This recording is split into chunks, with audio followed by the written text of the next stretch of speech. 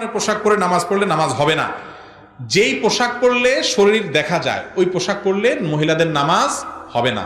শাড়ি পরে যদি নামাজ পড়েন আর হাতের এই যে আপনার গোছা অথবা পেট, পিঠ, বুক বা কাঁধ এগুলো দেখা যায়, চুল দেখা যায়, তাহলে কি হবে না? নামাজ হবে না।